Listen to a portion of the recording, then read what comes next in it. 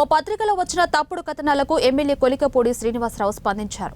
MLA Srinivasarao సహకారంతో TDP నాయకులు gravel మట్టి తీస్తున్నారని అసత్య కథనాలు సృష్టించడం పై ఫైర్ అయ్యారు. ఇక దమ్ముంటే బోసు బొమ్మ కూడా సెంటర్ కు రావాలని ఎమ్మెల్యే వైసీపీకి సవాల్ విసిరారు.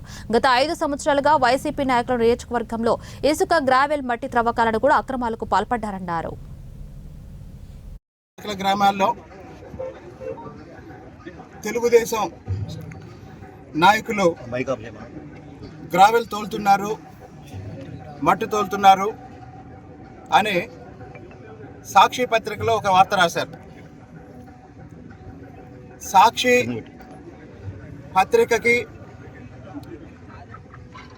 అలాగనే తిరువూరు నియోజకవర్గం వైసీపీ నాయకులకి తిరువూరు నియోజకవర్గంలో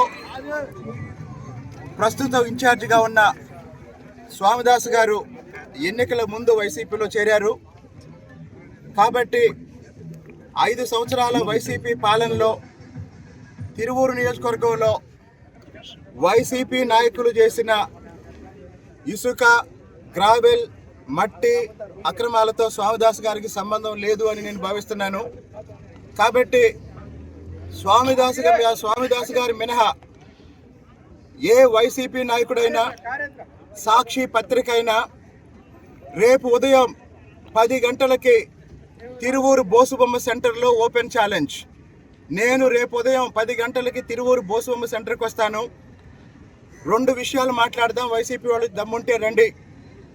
మొదటి విషయం, 5 సంవత్సరాల వైసీపీ పాలనలో ఇసుక, మట్టి, గ్రావెల్ ఏం జరిగింది మాట్లాడుకుందాం రండి.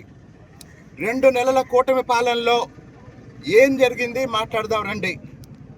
5 సంవత్సరాల